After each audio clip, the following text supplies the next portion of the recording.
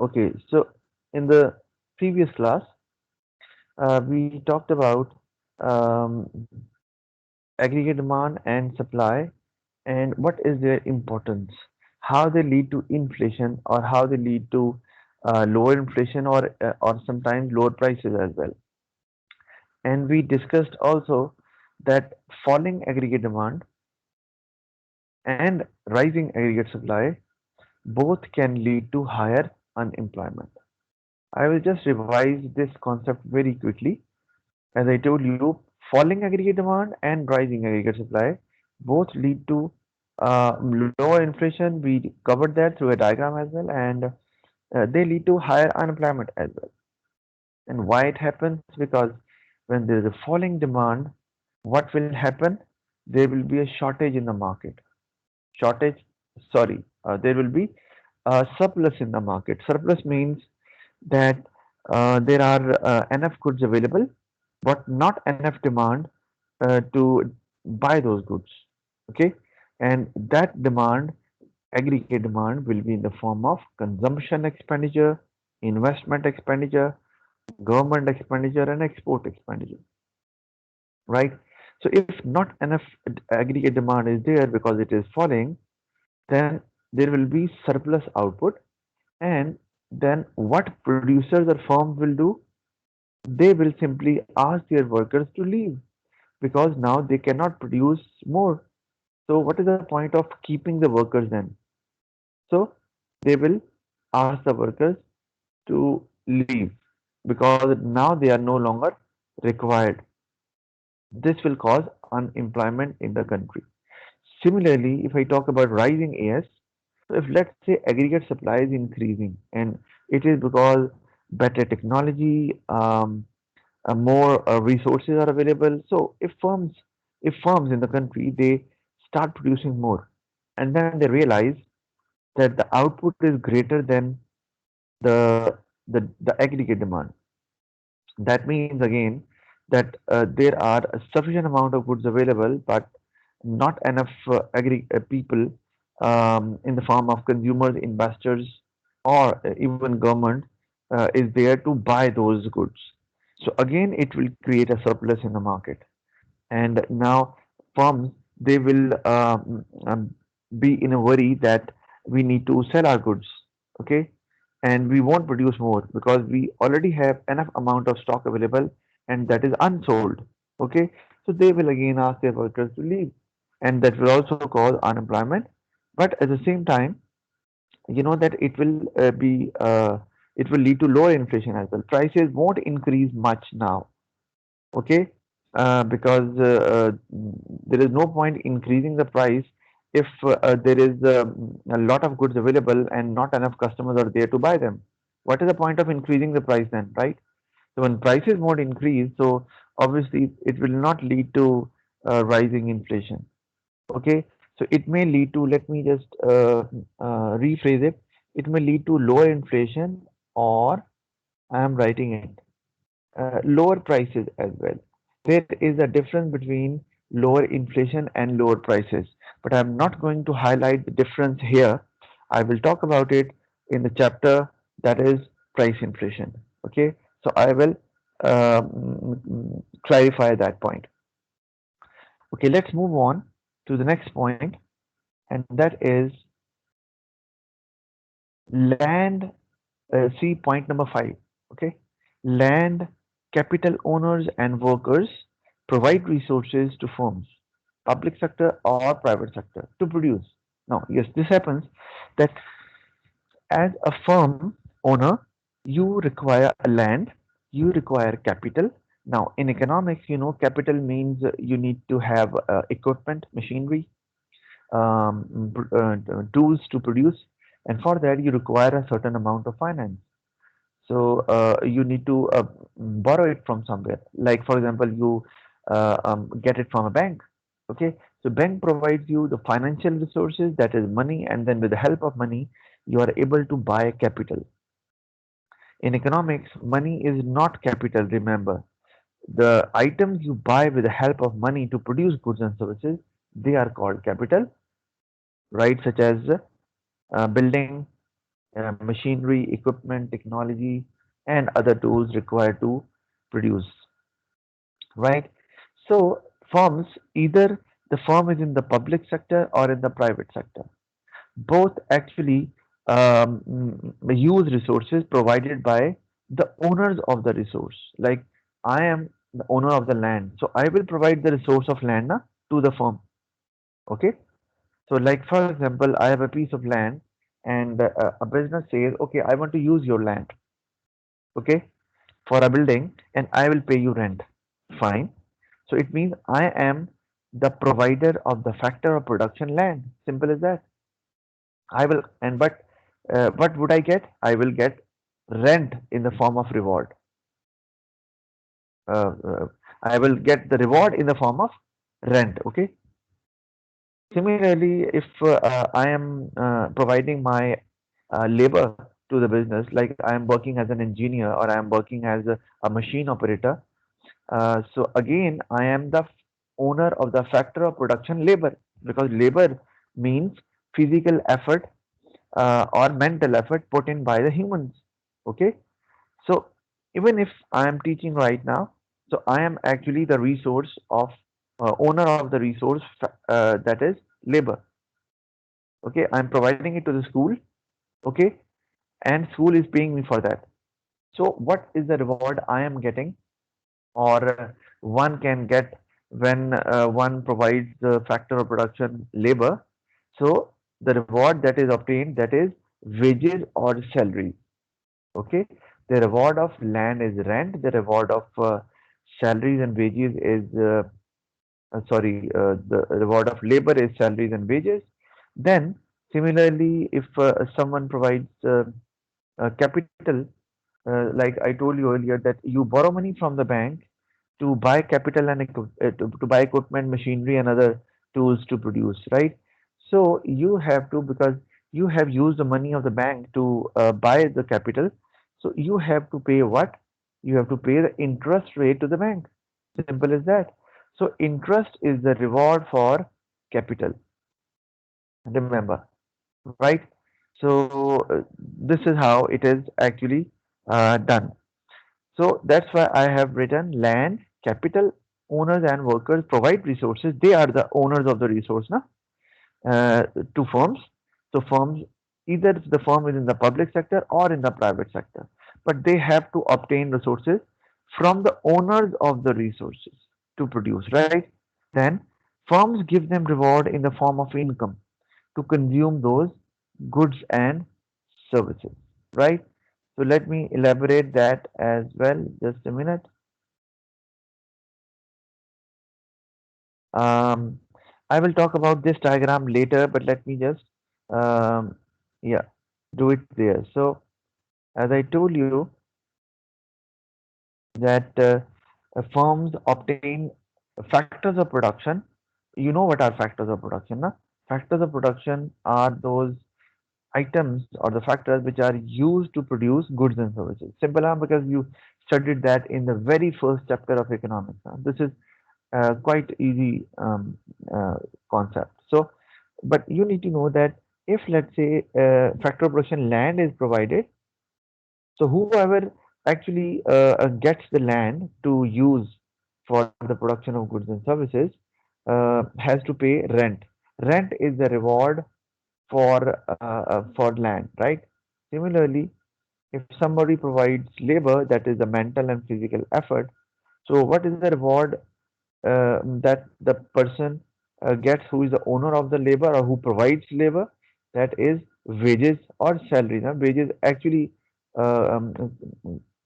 cover salaries as well. So then we have capital as well, the owner of capital.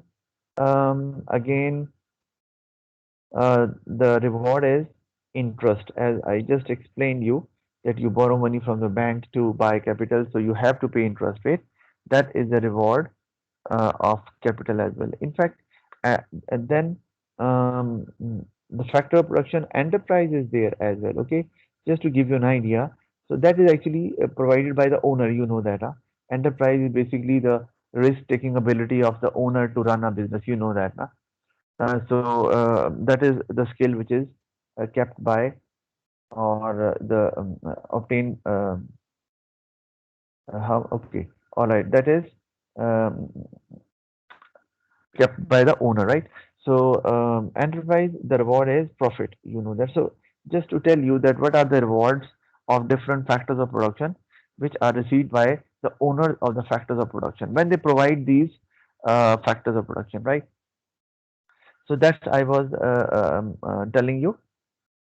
So now we'll talk about. Okay, so we have actually covered this slide, right?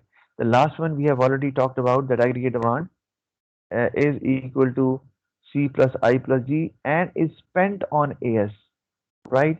So you need to understand that as well. I told you earlier that what is aggregate supply? I told you aggregate supply is the total output of the country, okay?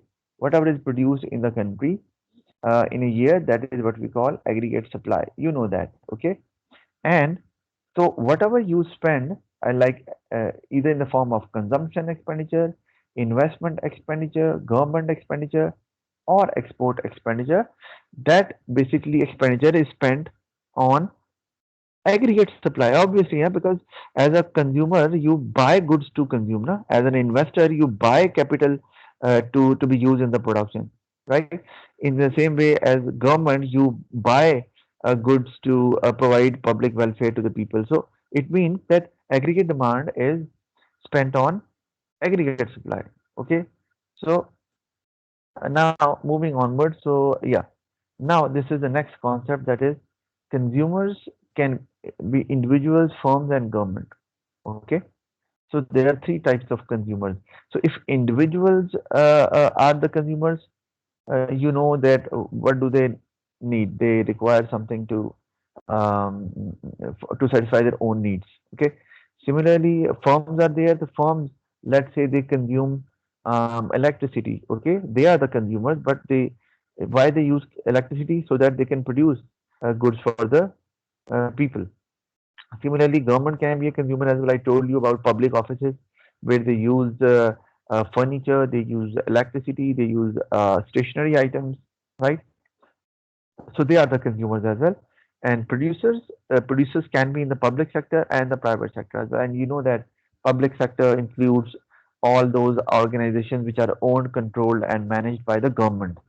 And private sector includes all those organizations and where the resources are owned, controlled, and managed by private individuals.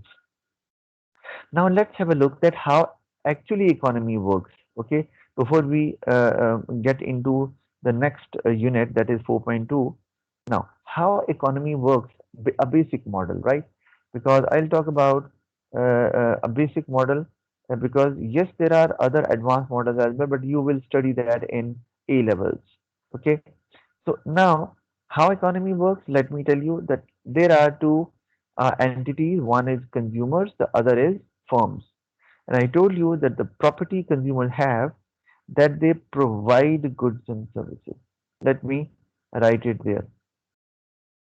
Consumers, consumers provide, sorry, not goods and services, factors of production. Okay, factors of production. Okay, they provide. This is the way we interpret it. Consumers provide factors of production, either it is land, labor, capital, enterprise, whatever it is. Okay, they are provided by the consumers. They provide factors of production. Okay, so you can see the arrow moving towards right side this way, right? So they provide the factors of production to whom? To firms, right? And what firms do? They use the factors of production. Firms use the factors of production. They use land, they use labor, they use capital, they use this the enterprise as well. Na? Obviously, the owner has the factor of production enterprise. Firms use the factors of production, and what do they do by using the factors of production? Firms use the factors of production and and produce what? And produce goods and services. Remember, right? That is their job. That is firm's job. Okay. So it means when they produce goods and services. Okay. Let me just a minute. Let me just show you that the okay. I think it's better to keep it there. All right. When they produce goods and services, then they provide it to the consumers. So see the arrow right there. Okay. The okay. These arrows they are moving towards firms. Okay. That shows that consumers are providing factors of production to firms. The firms are using it and producing goods and services, and then see the these arrows. Okay, now these arrows are moving towards consumers, right? This is actually the flow from firms to consumers. Earlier, I told you that there is a flow from the consumers towards firms, and this flow shows that consumers are providing factors of production to the firms, right? And then there is a flow from firms to consumers. So here, actually, what is happening? Let me write it here. Firms, firms provide goods and services to consumers, right? Firms provide goods and services to consumers. Okay, whatever they produce. So now it's quite clear that um, consumers provide factors of production to firms, right? Firms use it and produce goods and services. Okay, and then firms provide those goods and services to consumers, right? After that, now you need to understand that what will happen. Now, when consumers provide factors of production, firms need to give them the reward, and this is the reward of factors of production. Factors of production cannot be obtained without a reward. If you hire land, you have to pay rent. If you hire labor, you have to pay wages. Similarly, capital for interest, enterprise for profit, right? So firms, because they are using the factors of production, they have hired factors of production. That's why they have to pay the reward to the owners of the factors of production. And who are the owners? The owners are consumers. I told you earlier. The owners of factors of production are consumers. They provide the factors of production. So it means that now you see this flow, the inner flow, right? This one. So you can see that now. Let me write it there. Um, let me write it uh, there. So what is it? Payment. Payment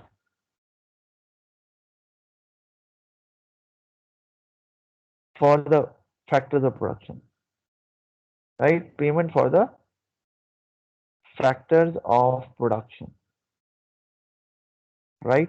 And that will be in the form of, I think I don't need to write that because you already know. Payment for the factors of production which firms use. So, and what is the payment of factors of production? This is, these are the payments, right? And that will be given to the consumer. So you can see that the flow is from firms to consumers. Okay, the flow is from firms to consumers. This is payment of the factor. So now it is clear that first money, first factors of production are provided by the consumers to the firms. In return, firms pay them for the factors of production, right? Okay, in the form of reward. Similarly, firms use the factors of production and provide goods and services to consumers, but consumers have to pay for it. So let me write it there. Payment of goods and services, right? Payment of goods and services. So now you can see that the flow is from consumers to firms. Okay, it can easily be observed. The flow is towards firms, and that shows that now consumers are paying to firms. Okay, so now you can see that money is flowing in. Okay, if I talk about here, so flow of money is there, flow of money. Okay, if you see the inside circle, okay, the inner circle, okay, we call it inner flow. Okay, so this is flow of money, or you can call it money flow, because money is actually first uh, um, going towards consumers because they provide factors of production, and then money flows towards flows back towards firms because consumers have to pay for the goods and services, right? So this is what we call flow of money. So this is how economy works now. So money uh, uh, actually flows in a circle. It goes back to consumer, then it first it goes to consumer, then it goes back again to firms, right? And if I talk about the outer circle, okay, that is actually called real flow. In certain books, although you do not need to draw it in O level, but still you need to have an idea. We call it real flow. So in some books, real flow is inside and money flow is outside. So it does not matter because we need to understand the underlying concept behind it. Okay, real flow. Real flow means that now money is not involved. See, what is the flow? That goods are being transferred from the firms to the consumers. And what about the upper flow? Factors of production are being transferred or provided to firms, right? This is what we call real flow. So the inner circle is called money flow or flow of money, okay, and the outer circle is called real flow. And this is how, and that is why we call it, let me write it there, we call it circular flow of money. That money flows in a circle, okay. So it actually works this way, right? So and this is how economy works now, and money remains there in the economy, and um, uh, the firms and consumers both are able to use them to satisfy their own needs and wants. I told you this is a basic model, and there are other advanced models as well, but in O level this is perfectly fine, and we do not need to actually go into a further detail. All right. So, any question from your side, you are most welcome regarding this concept. This is the circular flow of money or how economy works. Yes. Any question from your side, you are most welcome. No question. All right. So it okay. If it is clear to you, that's perfectly fine. All right. Now, so moving onwards. Um, okay. Now we'll talk about because we are done with 4.1. Okay, so now we'll talk about 4.2, and that is government macroeconomic objectives, right? All right, and after covering 4.2, I'm planning to give you an assignment as I did in business as well. Okay, so let's start now. You need to understand what are macroeconomic objectives. I told you earlier that it is the responsibility of the government to manage economies, right? So to manage economies, government has to set certain objectives. Okay. So those objectives are called macroeconomic objectives. Otherwise, if objectives are not set, they will not be achieved. If they won't be achieved, then economy cannot be controlled, and it public welfare cannot be maximized. And you know that it is the job of the government to provide welfare to the people, to improve the living standard of the people, and that is only possible if they set objectives and then efforts are made to achieve those objectives. If there are no objectives, obviously government cannot work efficiently. Think about yourself. Let's say you do not have any objective in the subject of economics in terms of grade. I say, what grade would you like to have? You say, sir, kuch bhi aa jaye. Now, this is it means you have no objective. So it means that whether you get A, B, C, D, it does not matter. And So what will happen actually? Then you will not allocate proper time to this subject. Sometimes you'll study, sometimes you won't. So you will have no strategy at all. You will be pointless. Okay, and you can never be an efficient student who will be able to complete the syllabus and will be preparing well for the examination. Right. So all strategies are likely to fail because you have no objective now. So objective provides you the direction where to go or how much time to be allocated for the subject. Similarly, government requires some direction, and direction is provided by the objectives which are set earlier. And then government takes an action or takes measures, forms strategies to achieve those objectives, and then government becomes efficient because they try to achieve those objectives. So this is actually the concept behind setting macroeconomic objectives. Now let's see what are the macroeconomic objectives of the government, which they actually want to achieve. First is low and stable rate of inflation. Okay, that is the objective. So low and stable rate of inflation. Again, the term inflation is there, and we'll discuss that in the chapter price inflation. But here I need to tell you something about a low and stable rate of inflation. Let me give you this idea that what does it mean, low and stable rate of inflation. For example, let's say let me use it there. For example, inflation is always calculated in percentage. Remember, I won't go into that detail how it is calculated because I told you we'll study that in the coming chapter. Okay, but let's say inflation is um, it's 2%. Okay, so if it is 2%, generally low inflation is from 0 to 5%. Remember, low inflation is from 0 to 5%. So it means zero is low inflation, obviously. So above zero, there is low inflation. 2% is low inflation, right? So if now inflation reaches to let's say 2.5%, then let's say it reaches back again to 2.1%. So we'll say this is low and stable inflation.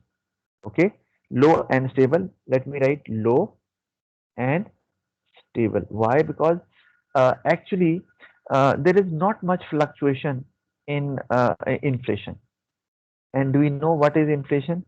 What does 2% means? I'll just give you an idea that so that you will at least get to know what is inflation. You know that this is rise in price. But for example, if inflation is 2%, that means if in year one, for example, if in year one the price was 100, let's say, price of goods on the average, I'm saying it's not about price of one product because we are studying macroeconomics and we cannot talk about one product.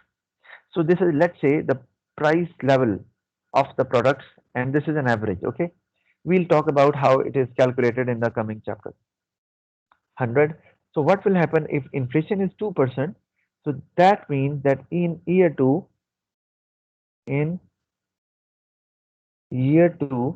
the prices will go to 102. Why? Because 2% of 100 is 2. You know that. Okay. So that will be 102. This is actually the what inflation is meant for. Similarly, at 2.5%, 2.1%, same is the case, right? Similarly, if I say, let me rub it. Let's say if the average price is 200 in year one. So if inflation is 2%, let's say, so the in year two, the prices will be how much? 204. Why? Because 2% of 200 is 4. So it will be 204. So now it means prices are rising. But how much they are rising? It depends on inflation. Okay. So 2%, 2.5%, 2.1%, the prices are rising, but they are rising at a slowly, right? So earlier they were rising by 2.5%, then they again back to 2.1%. So this is low and stable. So not much fluctuation is there as far as inflation is concerned, right? Similarly, if I talk about, similarly, let me talk about, let's say it is 1% in year one, then actually it goes to 4.5%, right? And then it goes back to 0.2%. Now, this is, yes, this is low inflation. Why? Because I told you that 0 to 5 is low inflation. Okay? From 0 to 5 is low inflation. It means it does not affect the economy negatively. But again, I won't talk about it right now at the moment because we are just focusing on what is low and stable inflation. So 0.5% is low inflation, as I told you, right? This is low inflation. So you can see that 1%, 4.55%, and 0.2%, these all are below 5%. So this is low, okay? But you can see that all of a sudden inflation jumps to 4.55% next year, and the next year it actually falls back to 0.2%. So we'll say this is actually, let me write it there, low and unstable inflation. That inflation is not actually um, uh, constant. Like inflation generally does not remain constant, but if you see the example above, you can see that it is hovering about around 2. Okay, you can see it is hovering around 2, so it is not fluctuating much, and it is low as well, below 5%. Here, if you see this, so it's fluctuating 1%, then 4.5%, and then back to 0.2%. So this is low inflation, but it is unstable. Unstable is not good because it is difficult to predict it, right? So similarly, if I talk about another example, wait, let me give you another example. Now, if I write, let's say 10.2% inflation, then there's 10.9%. Then again, let's say it reaches to um, 10.1%, right? Now, if this is the case, in year one it was 10.2%, then 10.9, 10.1. This is high inflation because above 10% is high, remember, and between 5 to 10 is medium inflation, you can say. So high inflation is above 10%. Although there are terms used for inflation, I'm not gonna use it. Creeping inflation or galloping inflation. So we'll talk about it in the chapter that is price inflation. High inflation is more than 10%. This is high. Okay, high inflation, but let me write, but stable. So why I'm telling you, I'm just clearing you out the difference between high and stable, or low and unstable. You need to understand that. So this is high, but the numbers are not fluctuating much as far as inflation is concerned. Again, they are hovering around 10%. Okay, so this is stable. It is not difficult to predict what will happen to price level, but it is high because it is 10%, right? And similarly, but if I write this is let's say 10%, then in year two it jumps to 20%, and then let's say it goes to 50%. Now, this is what we call high and unstable, and this is very dangerous. That if inflation is high and unstable as well, because you cannot predict it, and it is actually affecting the economy and the people negatively as well. How it affects, we'll discuss that very soon. So now you understand that the objective of the government is what? low and stable inflation. Okay, this one. Why? There are two reasons. One, it is very easy to predict what will happen to the price level, right? And secondly, it is not dangerous for the economy and the people of the country, right? Okay, now let's see.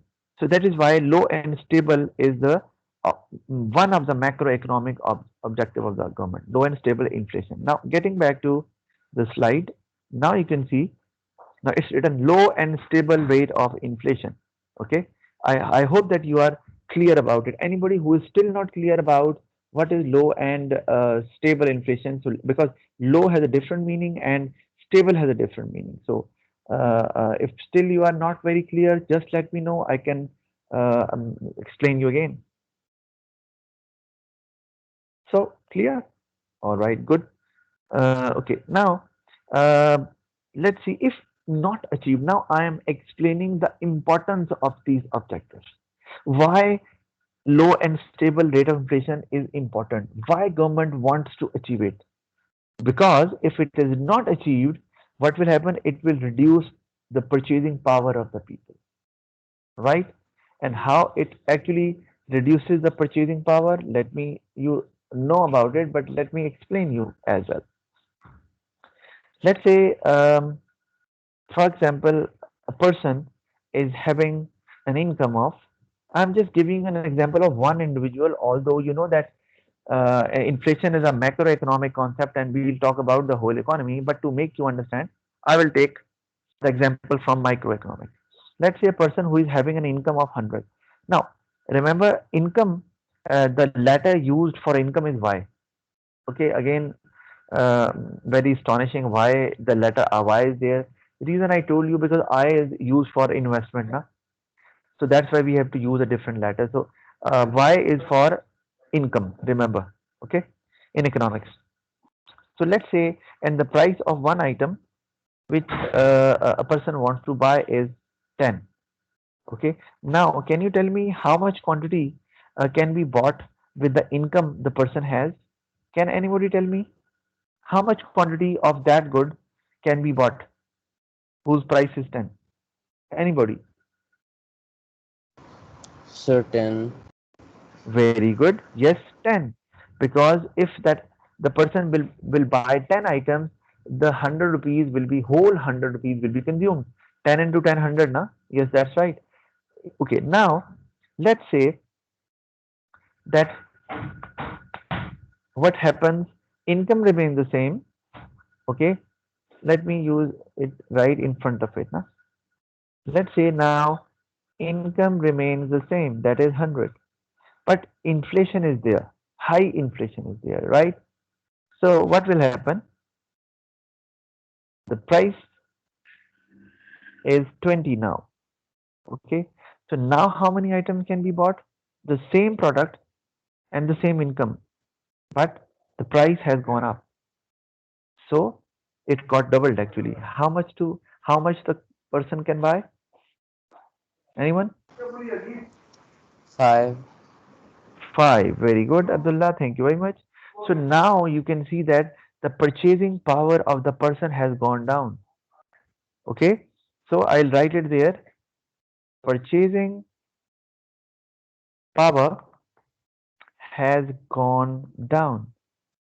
Okay, that will lead to that leads to lower living standard, right? So Sir, it that is also actually stops the flow of money in a country. absolutely right. Why? Because people from other countries, they will not like to buy from you because your items are expensive. So they might decide to buy from some other country rather than buying from you. That's right. Possible. But because it is related with international trade, and this is not our topic, and we are yet to cover that. So I won't actually talk much about that, but that is right. A valid point you raised. Okay, then, okay, now you can see, even if income increases, let's say I take the income to, let's say 150, okay, 150, right? Still, Can you see how many items can be bought? Income has increased. Now, how much can be bought with 150?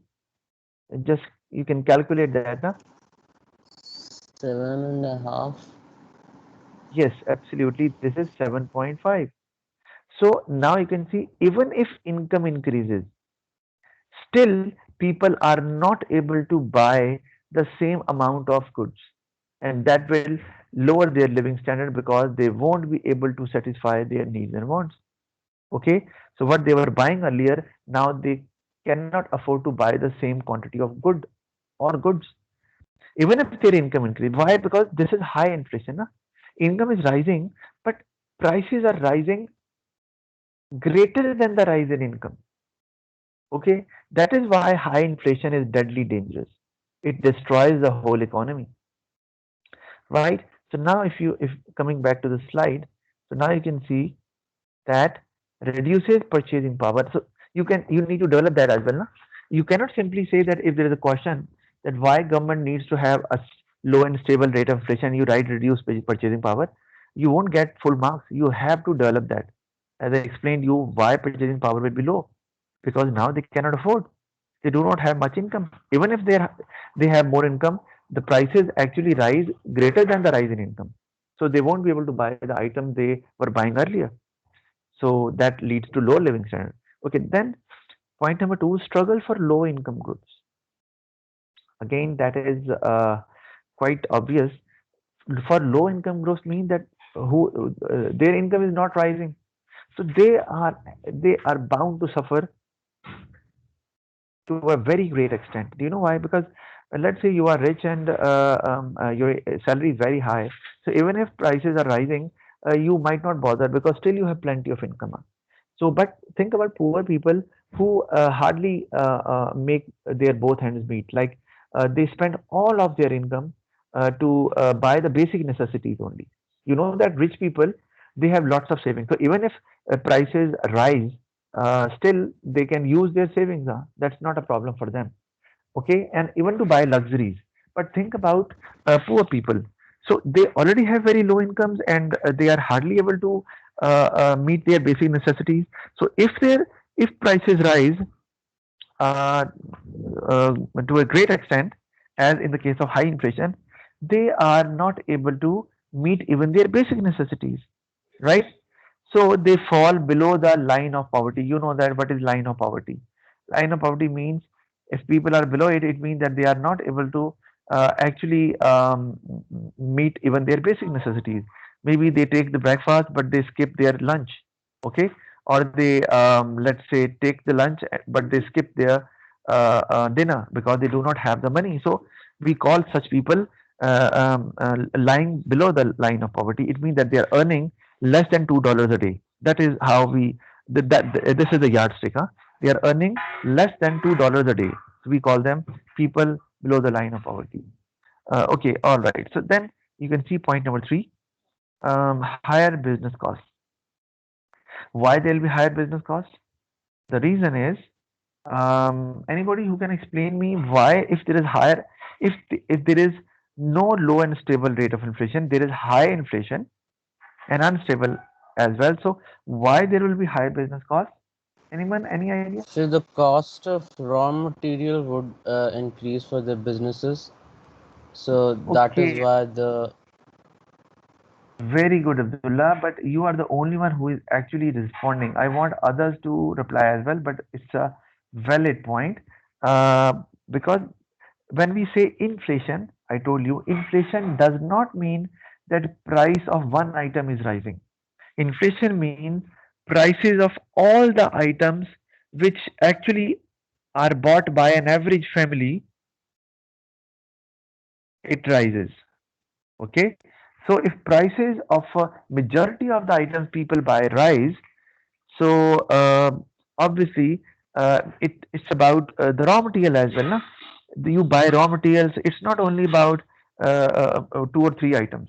So let's say you buy wood to make furniture. So now the cost of wood has increased. This is possible, right? So it will increase the cost of the business. And what will happen when the cost of business will increase? It will reduce the profit of the business as well. Okay, so when profit will reduce, businesses will would not like to invest more. They will either close down their business. All right, so it can lead to unemployment as well later on. Okay, we'll talk about it later. So business cost increases. Right now, we can talk about Sir, um, unemployment will be due to that business will not be meeting enough targets for the profits. unemployment can be because of if there is too high an inflation. Remember, too high an inflation, and people are not buying because of that, because now they do not have enough purchasing power. So what is the point of producing more than? Obviously, profit target cannot be achieved at all because people are not buying. What is the point of hiring people then? It can lead to unemployment as well. No? I'm talking about if inflation is there and it is actually rising tremendously. There is 100% inflation. Sometimes there is 1 lakh percent inflation as well, and it happened in Zimbabwe as well. But I will talk about it in the chapter which is based on inflation. I hope I answered your question. Yes, sir. Yeah. Okay. All right. So moving onwards, now we can talk about so again higher business cost can be because of higher wage cost. Do you know why? Like for example, prices are rising of majority of the goods people buy. So the workers who work there, they may start demanding higher wages and salaries. They'll say, now we are not able to buy the same items with this amount of wage. We want higher wages so that at least we can maintain the same living standard which we were having earlier. So when businesses have to increase wage is also a cost. So it will also increase the cost of the business. So it's not only about cost of the raw material, it's about the wage cost as well. So again, it will discourage businesses to produce because it will reduce the amount of profit for the owners. And you know that private sector businesses, they always consider what amount of profit they will get from a business venture. So if they won't be getting enough profit, they might close it down. Okay, and you know that it will affect the GDP of the country as well. Now there won't be enough goods available for the people because businesses are closing down. So again, it may lead to lower living standard of the people. Unemployment will also prevail in the country. Again, it will lead to poverty. Okay. Then lower exports and higher imports. That was a point raised by Abdullah. And yes, that is so because when inflation, very high inflation is there, so people tend to buy imported items which are cheap. Simple as that. So imports will increase. And why it is dangerous, I'll talk about it. And what will happen? Exports will be lowered because now people who were buying it from you earlier, who from other countries, they will also not like to buy from you. They'll say, okay, we'll buy from another country where inflation is low, where prices are not that high. So it will cause lower exports and higher imports. And what would happen as a result? When imports will increase, it means more money will go out of the country. Remember, okay? And that is, I talked about money flow. Okay, I explained you that now. So now money won't flow in the economy, as I explained you, circular flow of income. Let me give you the example. Now see this one. This is circular flow of income or money, right?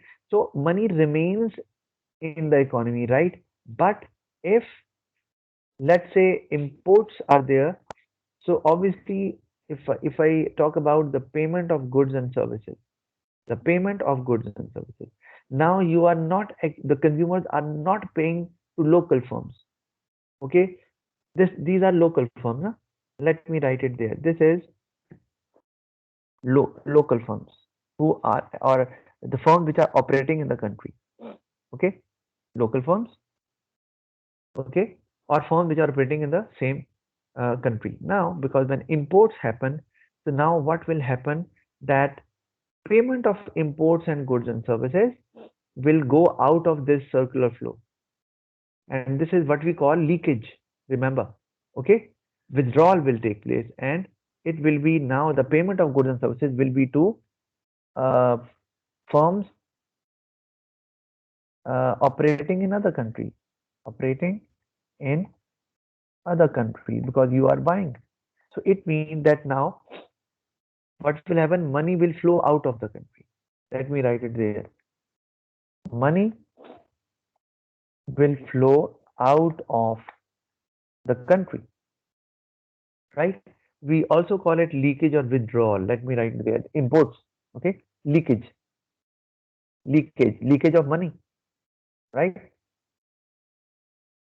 Or you can say withdrawal. So it means it will reduce the amount of money which is flowing in the economy, and this is not good because if the same money is not coming back to firms, okay, or consumers are not getting it back, so it means that there will be less production. Simple as that, and it shows that the people and the country will start um, moving towards poverty or lower living standard.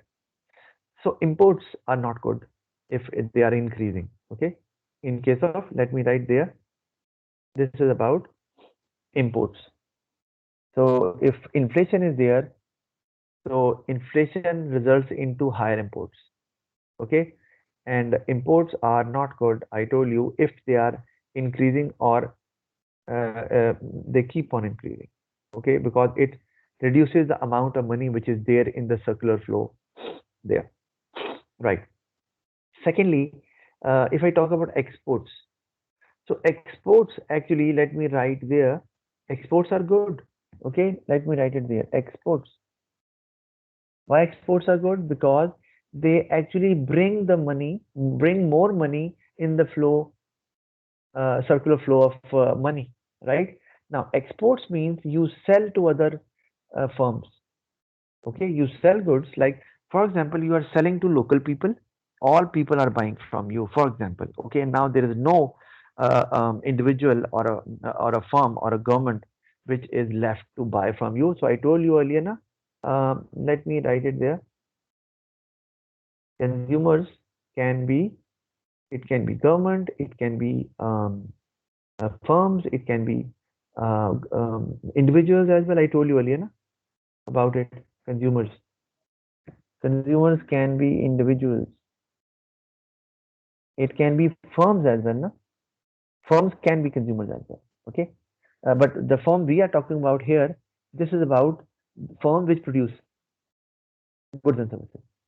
Okay. Then it can be government as well. Or okay, if I think you would be confused, I'll write it government. Okay. Individuals, government. So these are the consumers. So now, if already as a firm you are actually providing goods and services to them, and now there is no one left actually, or no one wants to buy from you, you can export your goods and services, right? So now, payment of goods and services. Now you are selling it to other countries. So export is there, okay, and now this is another country. You are selling it to another country, right? So what will happen? Exports, the payment of exports. See, the payment of exports. See this one. Payment of goods and services will come from outside the country. Okay, and it will be given to the firms. So actually, this is what we call. Let me write it. Injection. Injection. Right. Injection increases the circular flow of money. It will increase the circular flow of money, right? Because now money is coming from outside the country, right? So that is good for the economy because now more money will be flowing there. So it means more amount of goods and services will be produced. People will be able to buy more items, or they will have more choice. It will increase the living standard of the people. More people will be employed because now firms are growing, because now they are not only selling it to local people, they are selling it to people outside the country as well. So more employment will take place. So poverty will can be eradicated. So this is good for the economy in that sense. Okay. In other sense, So yes, our foreign Abdullah. exchange would also get better.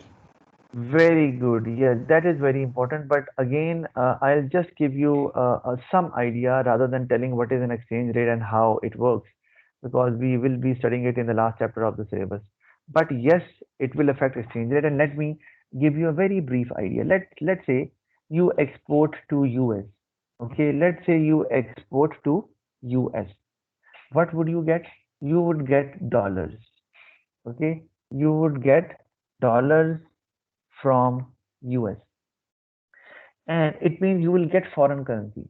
Okay, so dollars from US will be received.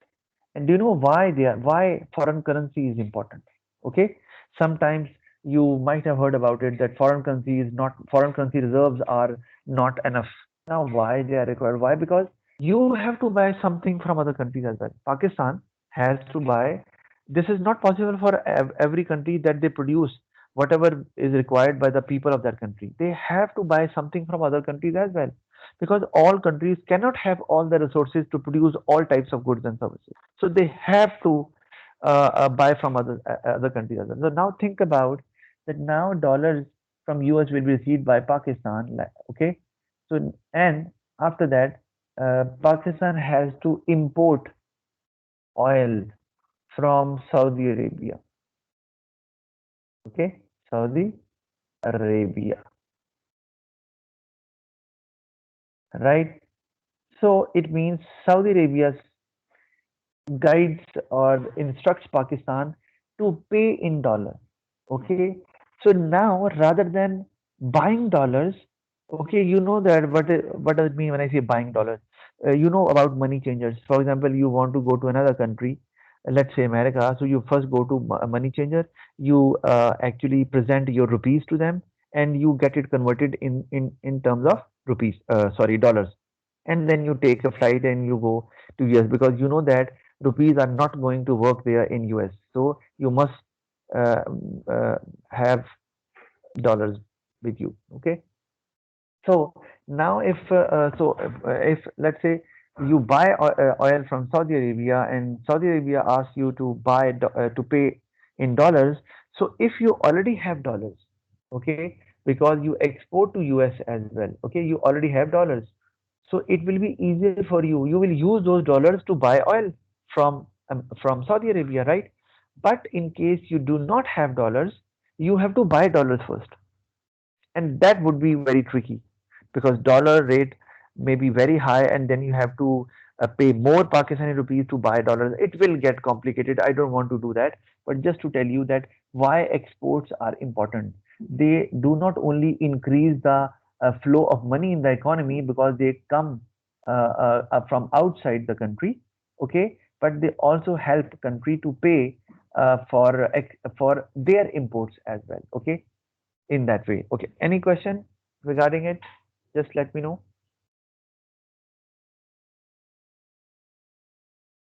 Is there any question? No. So we are done Sir, with could you please yeah, explain the last point?